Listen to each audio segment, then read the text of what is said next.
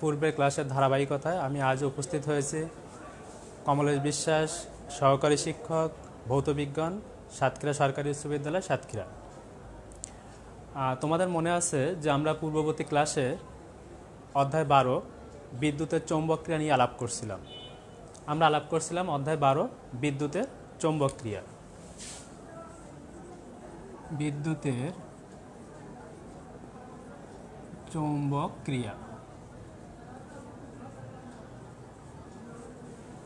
এবং শুরুতে যে সকল বিষয়গুলো নিয়ে আমরা আলোকপাত করছিলাম সেগুলো ছিল এরকম যে চুম্বক কাকে বলে, আমরা চুম্বকের কিছু বৈশিষ্ট্য দেখছিলাম, চুম্বক বলরেখা কাকে বলে দেখছিলাম, সলিনয়েড কি দেখছিলাম, তাড়িৎ চৌম্বক কি দেখছিলাম, ইভেন আমরা দেখছিলাম সেটা হলো তড়িতের চৌম্বক ক্রিয়া।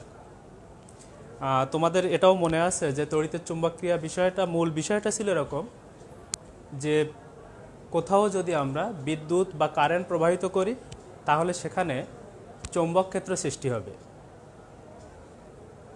এটাই কিন্তু মূল বিষয় ছিল যে তড়িৎ বা বিদ্যুৎ প্রবাহের ফলে আমরা আগে জানতাম যে তড়িৎ ক্ষেত্র সৃষ্টি হয়, কিন্তু আমরা গত ক্লাসে যেটা বোঝানোর চেষ্টা করছিলাম যে তড়িৎ বা বিদ্যুৎ চালনার সাথে সাথে যেমন তড়িৎ ক্ষেত্র সৃষ্টি হয় একই সাথে চৌম্বক ক্ষেত্র সৃষ্টি হয়, এবং এটা নিয়ে ব্যাপক হারে কাজ করেছিলেন বিজ্ঞানী ওয়েরস্টেড।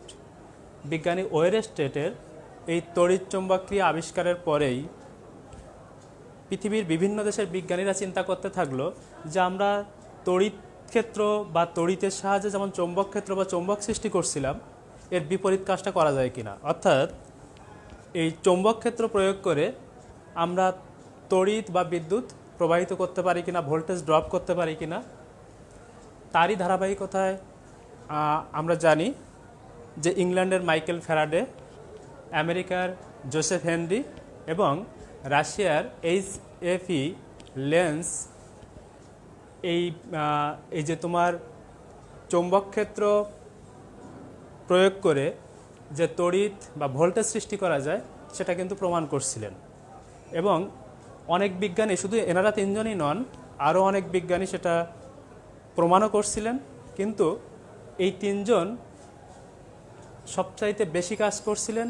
কিন্তু এই তিনজনের মধ্যে আবার আমরা জানি যে মাইকেল ফ্যারাডে সর্বপ্রথম তার পরীক্ষালব্ধ যে প্রমাণটা সেটা সবার সামনে উপস্থাপন করেন, যারই ফলশ্রুতিতে মাইকেল ফ্যারাডেকে নোবেল পুরস্কার দেওয়া হয়। তো মাইকেল ফ্যারাডে যে কাজটা করছিল যে পরিবর্তনশীল চৌম্বক ক্ষেত্র প্রয়োগ করে কোনো একটা বদ্ধ বর্তনীতে যে ভোল্টেজ সৃষ্টি করা যায় কি করে এবং একই সাথে যাতে তড়িৎ প্রবাহ সৃষ্টি হয় তার পরীক্ষাটা করছিলেন। আর এই যে চৌম্বক ক্ষেত্র মানে পরিবর্তনশীল চৌম্বক ক্ষেত্র ব্যবহার করে কোনো বদ্ধ বর্তনীতে তড়িৎ প্রবাহ সৃষ্টির যে প্রক্রিয়া এটাকেই আমরা বলবো তড়িৎ চৌম্বক আবেশ। তাহলে আবারও বলি,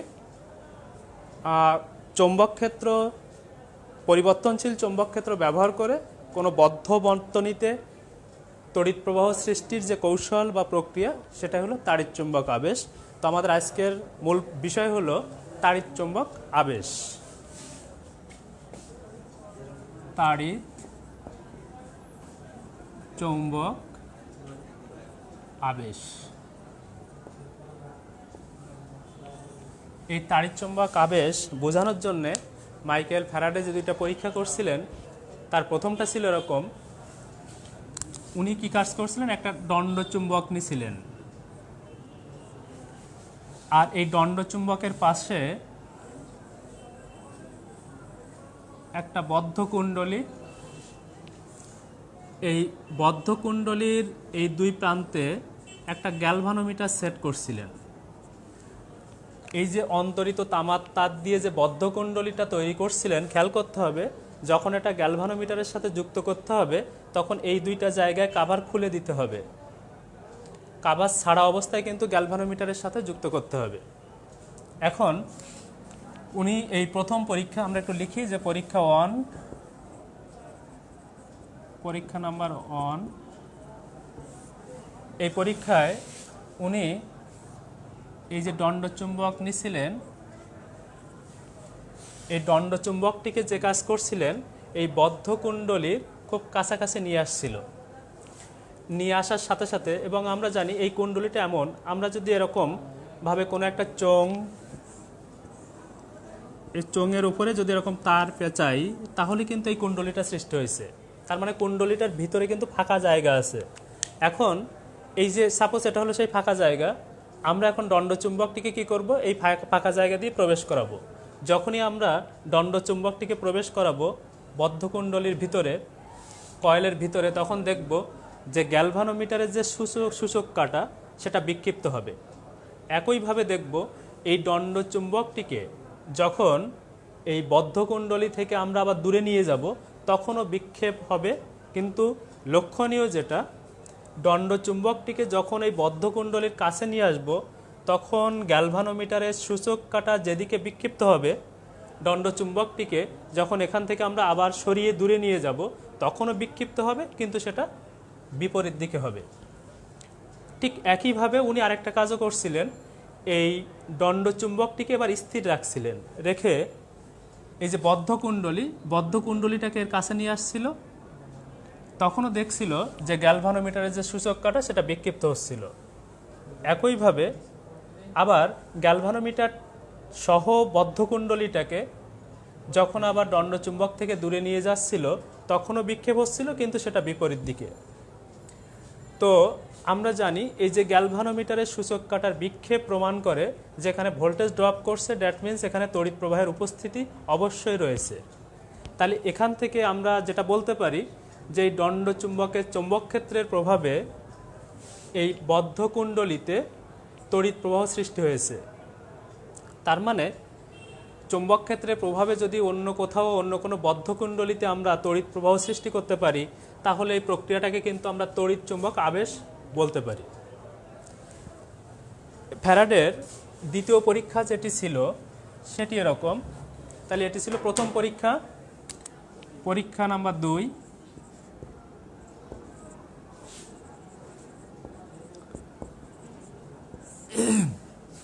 দুই নম্বর পরীক্ষাতে ফ্যারাডে যেটা করছিলেন সেটা হলেই উনি দুইটা বদ্ধকুণ্ডলী নিয়েছিলেন, কিন্তু এই দুইটা বদ্ধকুণ্ডলীর মধ্যে কিছুটা পার্থক্য ছিল।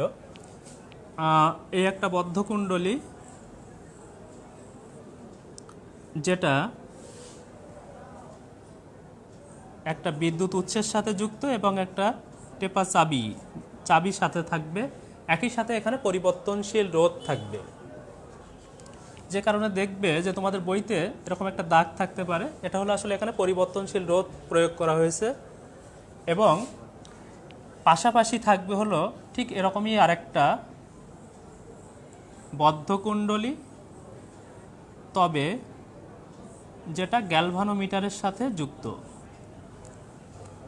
তাহলে আবারও বলি, আমরা এই 2 নম্বর পরীক্ষাটায় যেটুক চেঞ্জ করছি সেটা হলো এই 1 নম্বর পরীক্ষাতে কি ছিল, একটা দণ্ডচুম্বক ছিল, পাশে আমরা একটা বদ্ধকুণ্ডলী নিছিলাম যেটা গ্যালভানোমিটারের সাথে যুক্ত ছিল। আর 2 নম্বর পরীক্ষাতে ফ্যারাডে যে কাজটা করছেন, অবশ্যই উনি আগের মতোই একটা গ্যালভানোমিটারে নিয়েছিল। আমরা এখানে গ্যালভানোমিটার লিখতেও পারি, সূচক কাটাটা দেখালে বেশি ভালো হবে। এটা অবশ্যই একটা গ্যালভানোমিটার, যে আমরা জানি গ্যালভানোমিটার কি করতে পারে, সূক্ষ্ম মানের তড়িৎ প্রবাহ নির্দেশ করতে পারে, নির্ণয় করতে পারে।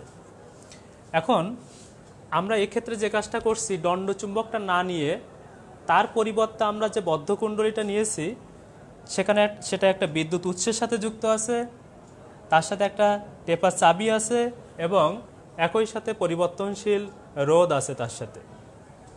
মানে এখানে পরিবর্তনশীল রোধটা নেওয়ার উদ্দেশ্য হলো যে আমরা বিভিন্ন সময় কারেন্টের প্রবাহকে কম বা বেশি করতে পারবো। যাই হোক, এখন আমরা যদি এই ব্যাটারির উৎসসহ মানে তড়িৎ উৎসসহ বদ্ধকুণ্ডলীটাকে স্থির রেখে এই গ্যালভানোমিটার যুক্ত বদ্ধকুণ্ডলীটাকে এর কাছে নিয়ে আসি, তখনও দেখা যাবে গ্যালভানোমিটারের সূচক কাটা বিক্ষিপ্ত হবে। একইভাবে যদি আমরা এই গ্যালভানোমিটার যুক্ত বদ্ধকুণ্ডলীটাকে এই তড়িৎ উৎসযুক্ত বদ্ধকুণ্ডলী থেকে দূরে নিয়ে যাই, তখনও কিন্তু সূচক কাটাটা বিক্ষিপ্ত হবে। তবে এক্ষেত্রেও বিক্ষিপ্ত হওয়ার দিক হবে বিপরীতমুখী। তার মানে যখন এটাকে এর কাছে নিয়ে আসবো, তখন সূচক কাটাটা যেদিকে বিক্ষিপ্ত হবে যখন আবার এই গ্যালভানোমিটার যুক্ত বদ্ধকুণ্ডলীটাকে এর থেকে দূরে নিয়ে যাব তখনও বিক্ষিপ্ত হবে, তবে সেটা বিপরীত দিকে হবে। ঠিক একইভাবে আমরা যদি এটাকে স্থির রাখি, এই গ্যালভানোমিটার যুক্ত বদ্ধকুণ্ডলী স্থির রেখে আমরা যদি এই তড়িৎ উৎসযুক্ত বদ্ধকুণ্ডলীটাকে এর কাছে নিয়ে আসি, গ্যালভানোমিটার যুক্ত বদ্ধকুণ্ডলীর কাছে নিয়ে আসি, তাহলেও বিক্ষিপ্ত হবে। এবং একইভাবে যদি এটাকে এর থেকে আবার দূরে নিয়ে যাই তখনও বিক্ষিপ্ত হবে, কিন্তু আগের মতোই বিক্ষিপ্ত হওয়ার দিক হবে বিপরীতমুখী। তাহলে এখানেও আমরা যে জিনিসটা বলতে পারি, আমরা সলিনয়েডে মনে হয় পড়ছিলাম, সবার মনে থাকার কথা, যে সলিনয়েডে যে জিনিসটা ছিল যে একটা বদ্ধকুণ্ডলীতে যদি একটা তড়িৎ উৎসের সাথে যুক্ত থাকে তখন এই সিস্টেমটাকে আমরা বলছিলাম সলিনয়েড, যেটা দণ্ডচুম্বকের ন্যায় আচরণ করে। তাহলে এখানে অবশ্যই কিন্তু চৌম্বক ক্ষেত্র আছে, যেহেতু এটা পরিবর্তনশীল রোধকের সাথে যুক্ত, কাজে এখানে কিন্তু পরিবর্তনশীল চৌম্বক ক্ষেত্র সৃষ্টি করা সম্ভব। তো এই যে চৌম্বক ক্ষেত্র, তাহলে এর কারণে এই যে গ্যালভানোমিটারের সূচক কাঁটাটা যেহেতু বিক্ষিপ্ত হচ্ছে, কাজেই আমরা বলতে পারি যে এই চুম্বক ক্ষেত্রের প্রভাবে এখানে ভোল্টেজ ড্রপ করছে, দ্যাট মিন্স তড়িৎ প্রবাহ আবিষ্ট হয়েছে, তড়িৎ প্রবাহ সৃষ্টি হয়েছে।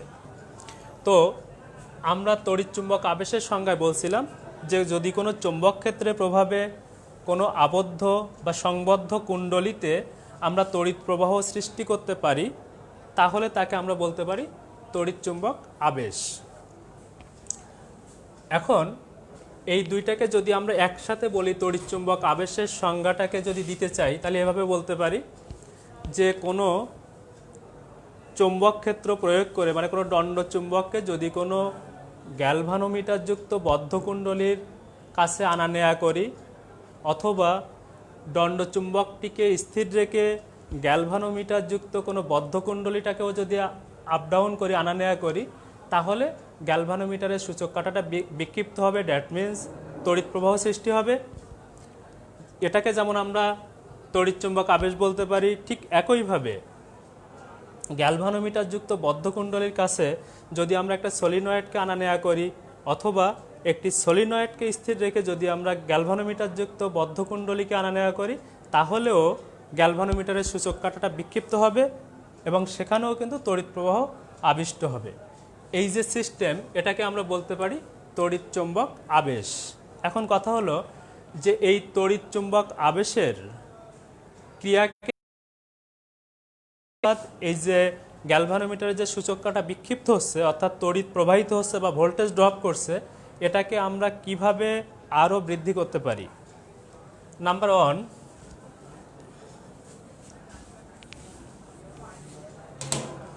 যদি আমরা এই যে চুম্বক ক্ষেত্রটা আমরা ব্যবহার করছি, চুম্বক ব্যবহার করছি, এটাকে যদি খুব শক্তিশালী চুম্বক ক্ষেত্র প্রয়োগ করি, তাহলে কিন্তু গ্যালভানোমিটারের সূচক কাঁটা বেশি বেশি বিক্ষিপ্ত হবে। তাহলে আমরা লিখতে পারি শক্তিশালী চুম্বক ব্যবহার করে।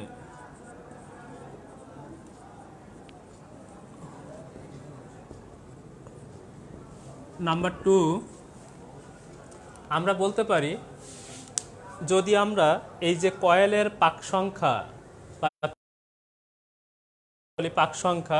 এই কয়েলের পাক সংখ্যা যদি আমরা বহুগুণে বাড়াই, তাহলেও কিন্তু এই গ্যালভানোমিটারের সূচক কাঁটা বেশি বেশি বিক্ষিপ্ত হবে। তাহলে আমরা বলতে পারি পাক সংখ্যা বৃদ্ধি করে, পাক সংখ্যা বৃদ্ধি করে।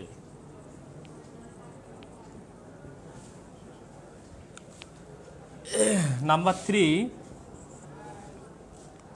আর কি করতে পারি আমরা, যদি আমরা এই যে দণ্ডচুম্বক কিংবা এই যে সলিনয়েড, এটাকে যদি খুব দ্রুত আনা নেওয়া করি, অথবা এই দুইটাকে স্থির রেখে আমরা যদি বদ্ধকুণ্ডলী, গ্যালভানোমিটার যুক্ত বদ্ধকুণ্ডলীকে আমরা দ্রুত আনা নেওয়া করি, তাহলেও কিন্তু এর যে ভোল্টেজ বা তড়িৎ প্রবাহ, সেটাকে বৃদ্ধি করতে পারি। তাহলে আমরা আরেকটা লিখতে পারি কি, যে চুম্বক অথবা কুণ্ডলীকে দ্রুত আনা নেয়া করে। তাহলে আবারও আমরা একটুখানি বলি যে আমরা কিভাবে এই যে আবিষ্ট ভোল্টেজ বা তড়িৎ প্রবাহকে বৃদ্ধি করতে পারি। আমি আরেকটুখানি বলি আবিষ্ট ভোল্টেজটা কি আরেকটু ক্লিয়ার করি। এই যে আমরা চৌম্বক ক্ষেত্র প্রয়োগ করছি, দণ্ডচুম্বক ব্যবহার করছি, কিংবা এই যে সলিনয়েড ব্যবহার করছি, এর সাহায্যে আমরা এই যে সংবদ্ধ বর্তনীতে বা বদ্ধকুণ্ডলিতে যে কারেন্ট বা তড়িৎ প্রবাহ বা ভোল্টেজ ড্রপ করছে সেটাকে আমরা বলবো আবিষ্ট ভোল্টেজ, এবং এই কারেন্টকে বলবো আমরা আবিষ্ট তড়িৎ প্রবাহ। তাহলে আবারও বলি, যে চৌম্বক ক্ষেত্রের প্রভাবে কোনো বদ্ধকুণ্ডলিতে আমরা ভোল্টেজ আবিষ্ট করব, সেই ভোল্টেজটাকে আমরা বলবো আবিষ্ট ভোল্টেজ, মানে যে ভোল্টেজ সৃষ্টি হবে সেটাকে বলবো আবিষ্ট ভোল্টেজ। একই সাথে যে কারেন্ট সৃষ্টি হবে সেটাকে আমরা বলতে পারি আবিষ্ট কারেন্ট। তো এই আবিষ্ট ভোল্টেজ বা আবিষ্ট কারেন্টকে আমরা যেভাবে বৃদ্ধি করতে পারি তার একটি পয়েন্ট হলো, যদি আমরা শক্তিশালী চৌম্বক ক্ষেত্র বা চৌম্বক ব্যবহার করি। নাম্বার 2, যদি আমরা পাক সংখ্যা বৃদ্ধি করি তাহলেও কিন্তু এর আবিষ্ট ভোল্টেজ বা প্রাবল্য তড়িৎ প্রবাহের প্রাবল্য বৃদ্ধি পাবে। আর আমরা যদি এর যে কোনোটিকে খুব দ্রুত আনা নেওয়া করতে পারি তাহলেও কিন্তু এই যে আবিষ্ট ভোল্টেজ বা তড়িৎ প্রবাহ বৃদ্ধি পাবে। এখন আমরা দেখব ট্রান্সফরমার।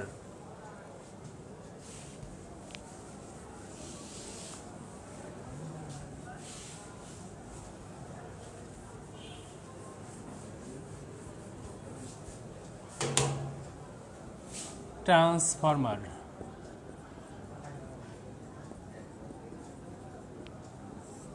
এই ট্রান্সফরমারের সংজ্ঞা হলো যা নিম্ন বিভবের উচ্চ তড়িৎ প্রবাহকে উচ্চ বিভবের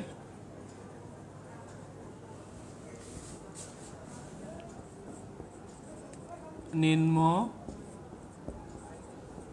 তড়িৎ প্রবাহে রূপান্তরিত করতে পারে, অথবা যা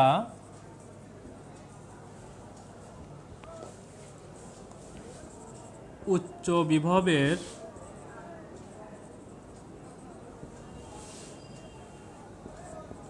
নিম্ন তড়িৎ প্রবাহকে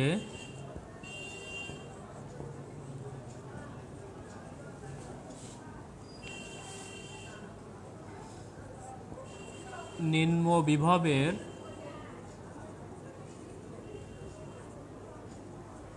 উচ্চ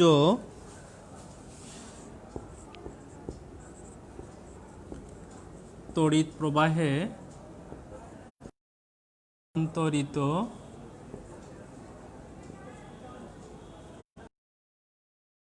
করতে পারে তাকে ট্রান্সফরমার বলে। তাহলে আবারও বলি, যা নিম্ন বিভবের উচ্চ মাত্রার তড়িৎ প্রবাহকে উচ্চ বিভবের নিম্নমাত্রার তড়িৎ প্রবাহে রূপান্তরিত করতে পারে, অথবা যা উচ্চ বিভবের নিম্নমাত্রার তড়িৎ প্রবাহকে নিম্ন বিভবের উচ্চমাত্রার তড়িৎ প্রবাহে রূপান্তরিত করতে পারে তাকে ট্রান্সফরমার বলে। আমরা সংক্ষেপে এভাবে বলি, যা নিম্ন ভোল্টেজকে উচ্চ ভোল্টেজে রূপান্তরিত করে, অথবা যা উচ্চ ভোল্টেজকে নিম্ন ভোল্টেজে রূপান্তরিত করে তাকে ট্রান্সফরমার বলে। কিন্তু মনে রাখতে হবে, ট্রান্সফরমার শুধুমাত্র ভোল্টেজকেই পরিবর্তন করে না, একই সাথে তড়িৎ প্রবাহকে কিন্তু চেঞ্জ করে। তো এই যে নিম্ন বিভবকে উচ্চ বিভবে আবার উচ্চ বিভবকে নিম্ন বিভবে রূপান্তরিত করতে পারে, এর উপর ভিত্তি করে ট্রান্সফরমারকে দুই ভাগে ভাগ করা হয়েছে। নাম্বার 1, তাহলে আমরা লিখতে পারি ট্রান্সফরমার দুই প্রকার। ট্রান্সফরমার দুই প্রকার, যথা নাম্বার 1 উচ্চধাপী ট্রান্সফরমার। উচ্চধাপী বা আমরা বলি স্টেপ আপ বা আরোহী ট্রান্সফরমার।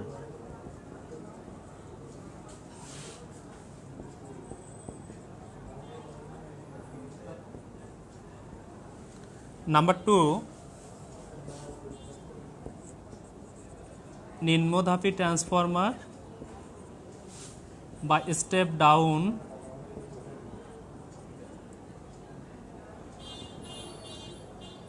বা অবরোহী ট্রান্সফরমার।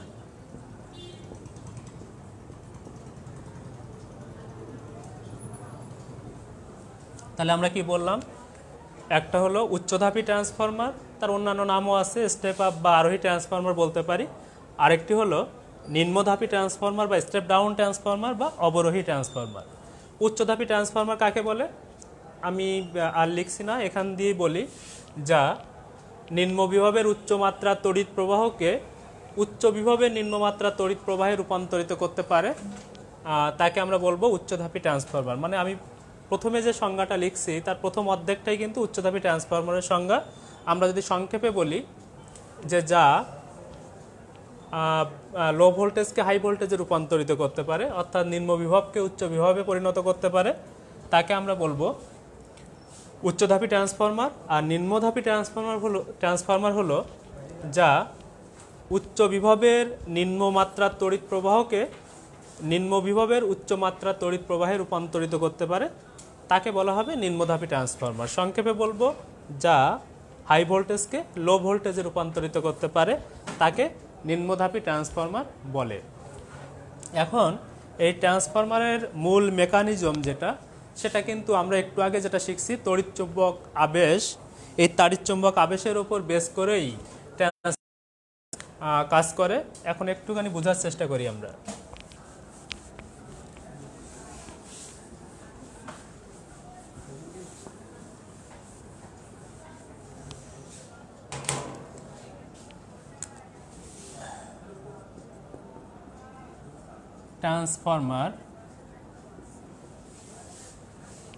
ট্রান্সফরমারে মূলত আয়তাকার লোহার পাত থাকবে,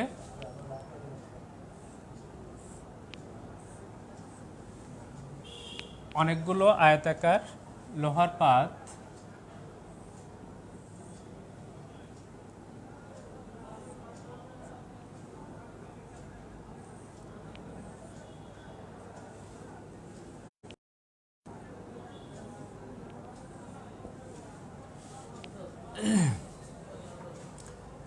তো এইগুলোকে আয়তাকার অনেকগুলো পাত, এগুলোকে আমরা বলি কোর বা মজ্জা। এর দুইটা বিপরীত বাহুতে আমরা অন্তরিত তার পেঁচিয়ে রাখব। তো এক্ষেত্রে আমরা যে কোনো এক বাহুতে যদি পর্যাবৃত্ত প্রবাহ দিই, তাহলে তাড়িৎচুম্বক আবেশের নীতি অনুযায়ী বিপরীত বাহুতে ভোল্টেজ আবিষ্ট হবে এবং একই সাথে তড়িৎ প্রবাহ সৃষ্টি হবে। তো তাড়িৎচুম্বক আবেশের যে নীতিটা ছিল, যে কোনো একটা প্রান্তে আমরা যদি চৌম্বক ক্ষেত্র সৃষ্টি করি, তাহলে এর প্রভাবে অন্য একটি বদ্ধকুণ্ডলিতে কী হয়েছিল, যদি তড়িৎ প্রবাহ বা ভোল্টেজ সৃষ্টি হয়, তাহলে এই সিস্টেমকেই আমরা বলছিলাম তাড়িৎচুম্বক আবেশ। এখন এই ট্রান্সফরমারেও ঠিক একই কাজ করা হবে। আমরা এই যে আয়তাকার কোর বা মজ্জা যেটা বললাম, এর যে কোনো দুইটা বিপরীত বাহুর এক বাহুতে আমরা পর্যাবৃত্ত প্রবাহ প্রয়োগ করব এবং এর কারণে দেখব যে তার বিপরীত বাহুতে ভোল্টেজ এবং তড়িৎ প্রবাহ সৃষ্টি হবে। এই সিস্টেম বা এই নীতিকে অবলম্বন করেই ট্রান্সফরমার তৈরি করা হয়। তো যে বাহুতে প্রথমত আমরা পর্যাবৃত্ত প্রবাহ প্রয়োগ করি, সেই বাহুটাকে আমরা বলি মুখ্য কুণ্ডলী। এটাকে বলবো মুখ্য কুণ্ডলী। আর ভোল্টেজ এবং তড়িৎ প্রবাহ আবিষ্ট হবে, সেটাকে আমরা বলবো গৌণ কুণ্ডলী। তো মনে রাখতে হবে, যদি আমরা উচ্চধাপী ট্রান্সফরমার তৈরি করতে চাই, আমরা ট্রান্সফরমারের সংক্ষেপে এভাবে লিখতে পারি, ট্রান্সফরমার যে প্রতীক এভাবে প্রকাশ করতে পারি আমরা।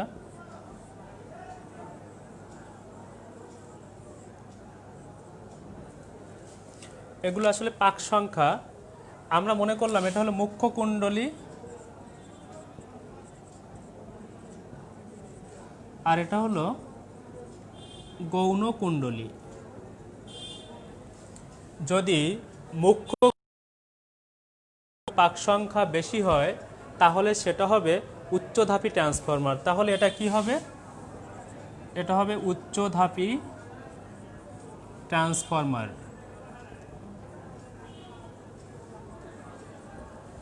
আর যদি মুখ্য কুণ্ডলীর থেকে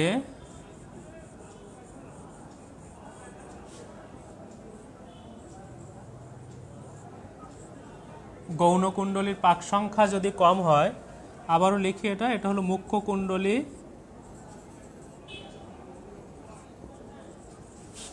আর এটা হলো গৌণ কুণ্ডলী। এই মুখ্য কুণ্ডলী থেকে গৌণ কুণ্ডলীর পাক সংখ্যা যদি কম হয় তাহলে সেটা হবে নিম্নধাপী ট্রান্সফরমার।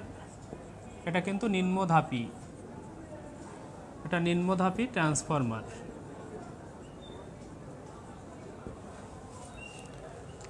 তাহলে আবারও বলি, যদি মুখ্য কুণ্ডলীর থেকে গৌণ কুণ্ডলীর পাক সংখ্যা বেশি হয় তাহলে সেটা হবে উচ্চধাপী ট্রান্সফরমার। আর যদি মুখ্য কুণ্ডলী থেকে গৌণ কুণ্ডলীর পাক সংখ্যা কম হয় তাহলে সেটা হবে নিম্নধাপী ট্রান্সফরমার। এখন আমরা এই যে ট্রান্সফরমারের পাক সংখ্যা, ভোল্টেজ, কারেন্ট, এদের মধ্যে একটা সম্পর্ক নিয়ে আসার চেষ্টা করব। সেটা এরকম, আমরা জানি তড়িৎচুম্বক আবেশেই আমরা দেখছি যদি পাক সংখ্যা বৃদ্ধি পায় তাহলে কিন্তু আবিষ্ট ভোল্টেজ বেড়ে যায়।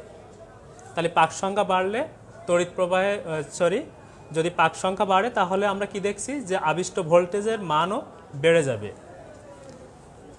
তো আমরা আবারও একটুখানি চিত্র আঁকি।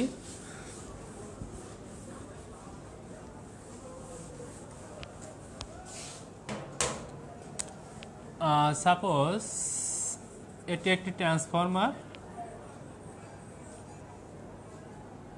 এখন আমরা মনে করলাম এটা হলো মুখ্য কুণ্ডলী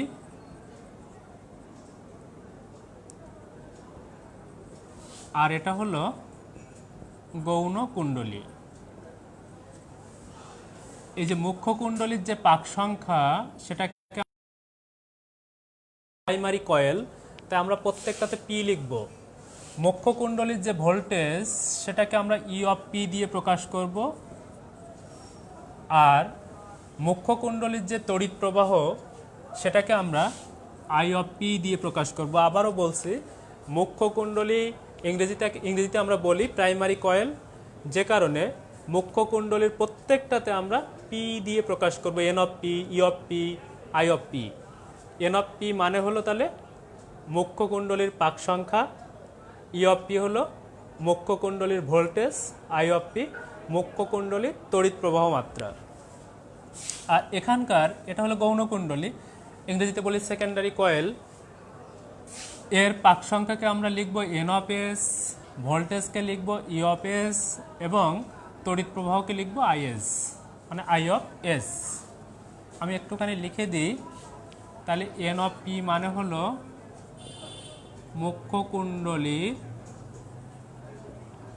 পাক সংখ্যা,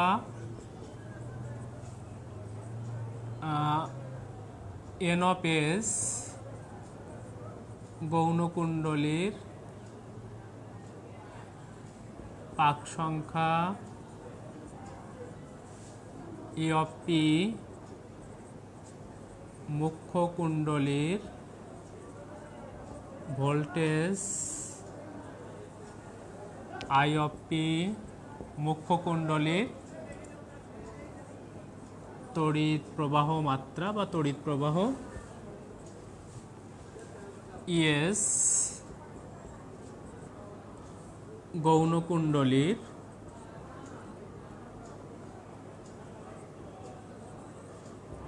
ভোল্টেজ, আইএস গৌণ কুণ্ডলীর তড়িৎ প্রবাহ। এখন আমরা যেটা জানি যে তড়িৎ চালক শক্তি হলো কি পাক সংখ্যার সমানুপাতিক। তাহলে আমরা যেটা জানি তড়িৎ চালক শক্তি পাক সংখ্যার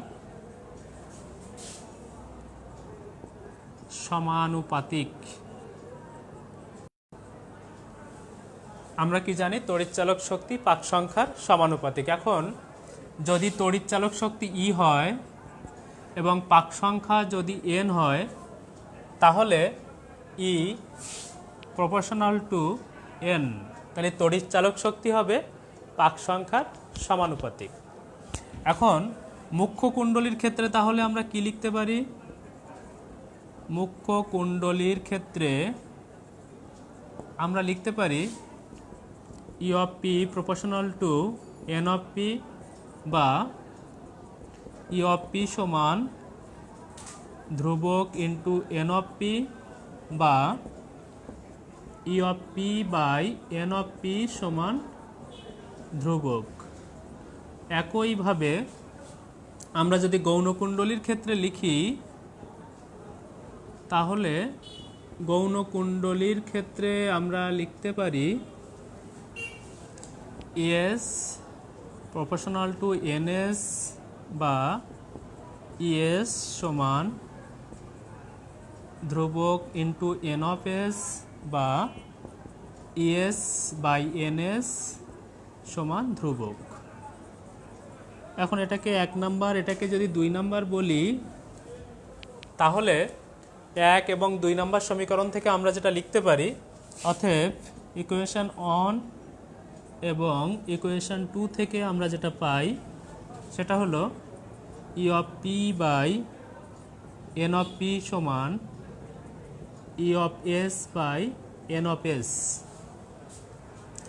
আমরা এটাকে আরও একটুখানি ডাইভার্ট করে এভাবে লিখতে পারি EP বাই ES সমান NP বাই NS। তাহলে এটি একটি সূত্র।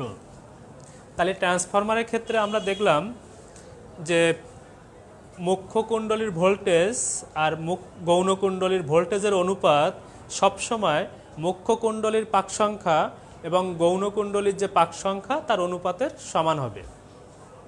কিন্তু মনে রাখতে হবে যে জিনিসটা আমরা যেটা বলছি যে ট্রান্সফরমার শুধুমাত্র ভোল্টেজকে চেঞ্জ করতে পারে না, একই সাথে তড়িৎ প্রবাহ কিন্তু পরিবর্তিত হয়।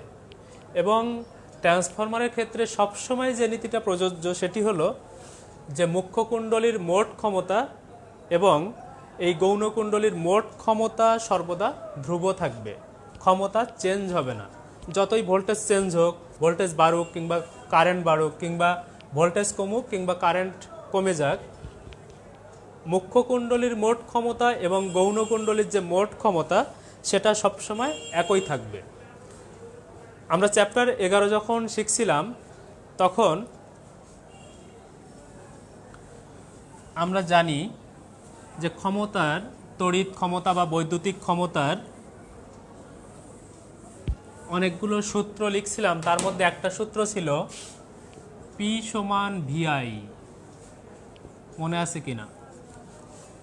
এই P হলো তড়িৎ ক্ষমতা বা বৈদ্যুতিক ক্ষমতা, আর V হলো ভোল্টেজ, I হলো তড়িৎ প্রবাহ। এখন এই সূত্রটাকে যদি আমরা প্রয়োগ করি তাহলে মুখ্য কুণ্ডলীর ক্ষেত্রে আমরা কি বলছি যে মুখ্য কুণ্ডলীর মোট ক্ষমতা এবং গৌণকুণ্ডলীর মোট ক্ষমতা সর্বদা একই থাকবে। তাহলে মুখ্য কুণ্ডলীর ক্ষমতা P of P অবশ্যই হবে গৌণকুণ্ডলীর মোট ক্ষমতা P of S এর সমান হবে। তাহলে এখানে এই বড় P যেটা আমরা লিখছি এটা হলো পাওয়ার অফ কুণ্ডলীর ক্ষমতা সমান হবে P of S, গৌণকুণ্ডলীর ক্ষমতা। এখন আমরা যদি এই P সমান VI এই সূত্রটা প্রয়োগ করি মুখ্য কুণ্ডলীর ক্ষেত্রে, আমরা আগেই বলছি, আগেও প্রমাণ করছিলাম চ্যাপ্টার 11-তে যে তড়িৎচালক শক্তি ওয়ান কাইন্ড অফ ভোল্টেজ, তার মানে E আর V কিন্তু একই জিনিস যদি অভ্যন্তরীণ রোধ না থাকে, এই কথাটা বলছিলাম। তাহলে আমরা V এর পরিবর্তে E লিখতে পারি। তাহলে এই ক্ষেত্রে আমরা কি লিখব? E বলতে আসলে EP ইন্টু I বলতে কি I of P সমান গৌণকুণ্ডলীর ক্ষমতা, তাহলে কি হবে ES into I of S। এখান থেকে আমরা লিখতে পারি বা EP বাই ইএস সমান আইএস বাই আইপি। এটাও কিন্তু ট্রান্সফরমারের আরেকটি সূত্র, যে ইপি বাই ইএস সমান আইএস বাই আইপি। আমরা প্রথম যে সূত্রটা শিখছিলাম সেটাকে আরেকবার একটু লিখি। প্রথম যে সূত্রটা ছিল সেটা এরকম, যে ইপি বাই ইএস সমান ছিল এনপি বাই এনএস। এটাকে যদি আমরা 1 নম্বর সমীকরণ দিই, আর এখন যেটা প্রমাণ করলাম যে ইপি বাই ইএস সমান আইএস বাই আইপি, এটাকে যদি আমরা 2 নম্বর সমীকরণ দিই, তাহলে from equation 1 and 2 we can get, এখানে খেয়াল করি এটা 1 এবং 2 এর বামপক্ষ কিন্তু একই। 1 নম্বর সমীকরণ এবং 2 নম্বর সমীকরণের বামপক্ষ সমান। তাহলে কিন্তু আমরা অবশ্যই বলতে পারি যে 1 নম্বর সমীকরণের ডানপক্ষ এবং 2 নম্বর সমীকরণের ডানপক্ষ সমান হবে। তাহলে 1 এবং 2 নং সমীকরণ হতে পাই এনপি বাই এনএস সমান আইএস বাই আইপি। তাহলে এটি কিন্তু আরেকটি সূত্র, এটাকে আমরা 3 নম্বর দিলাম। তাহলে আমরা 3টা সূত্র পেলাম। একটা হলো ইপি বাই ইএস সমান N of P by N of S, E of P by E of S সমান আইএস বাই আইপি। আরেকটি পেলাম হলো এনপি বাই এনএস সমান আইএস বাই আইপি। এখন এই 3টা সমীকরণকে যদি আমরা একসাথে লিখি তাহলে কি লিখতে পারবো? তাহলে এই যে 1 নাম্বার, 2 নাম্বার এবং 3 নাম্বার সমীকরণকে যদি আমরা একসাথে লিখি তাহলে এরকম লিখতে পারবো যে ইপি বাই ইএস সমান এনপি বাই এনএস সমান আইএস বাই আইপি। ট্রান্সফরমার থেকে যাবতীয় যত অঙ্ক আসবে আমাদের, আমরা সবগুলোই এই সমীকরণ থেকে কিন্তু সলভ করতে পারি। এর মানেই হলো এটা যে ইপি বাই ইএস সমান এনপি বাই এনএস এ পর্যন্ত স্টপ করতে পারি। আবার ইপি বাই ইএস সমান আইএস বাই আইপি এটাও লিখতে পারি। আবার লিখতে পারি কি এনপি বাই এনএস সমান আইএস বাই আইপি। আমরা পরীক্ষায় খুব দ্রুততার সাথে করতে যে ভুলটা প্রায় করে ফেলি সেটা এমন যে আসলে এখানে সবগুলোতে প্রায় পি উপরে আসে আর এসগুলো নিচে আসে। আমরা অনেক সময় ভুল করে মনের অজান্তে লিখে ফেলি যে ইপি বাই ইএস সমান এনপি বাই এনএস সমান আইপি বাই আইএস। এটা খেয়াল রাখতে হবে জানো।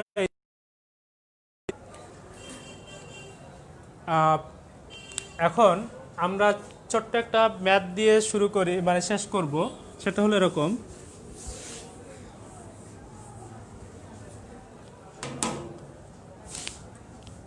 সাপোজ ইপি এর মান 200 ভোল্ট, এটা একটা ট্রান্সফরমার। এনপি এর মান 100 আর এনএস এর মান দেয়া থাকলো 500। কোশ্চেন হলো ইএস এর মান কত? এটা চিত্রের সাহায্যে থাকতে পারে অথবা চিত্র ছাড়াও এটা লিখেও দিতে পারে যে একটি ট্রান্সফরমারের মুখ্য কুণ্ডলীর ভোল্টেজ 200 ভোল্ট, পাক সংখ্যা 100, গৌণ কুণ্ডলীর পাক সংখ্যা যদি 500 হয় তাহলে গৌণ কুণ্ডলীর ভোল্টেজের মান কত হবে। এখন আমরা তাহলে কোন সূত্র প্রয়োগ করব? আমরা একটু আগেই শিখছি যে ইপি বাই ইএস সমান আমরা জানি এনপি বাই এনএস, বা যেহেতু আমাকে ইএস বের করতে হবে আমি এটাকে উল্টাই দিই, ইএস বাই ইপি সমান এনএস বাই এনপি। তাহলে ইএস সমান কি হবে? NS by NP into EP সমান এনএস এর মান কত? 500, এনপি এর মান 100 ইন্টু ইপি এর মান 200। এটা ক্যালকুলেশন করলে কত হয়? এটা যদি কেটে যায় এটা হলো 5, 5 দুনো 10, তাহলে 1000 ভোল্ট। তো আমরা চ্যাপ্টার 12 মোটামুটি বোঝার চেষ্টা করছি। তোমরা অবশ্যই পুরো চ্যাপ্টারটা পড়বা, সেই সাথে বইয়ের ভিতরে যে ছোট ছোট ম্যাথমেটিক্যাল সমস্যাগুলো আছে সেগুলো সলভ করার চেষ্টা করবা। তো সবাই ভালো থাকো, সুস্থ থাকো। এ কামনায় এখানেই শেষ করছি। ধন্যবাদ সবাইকে।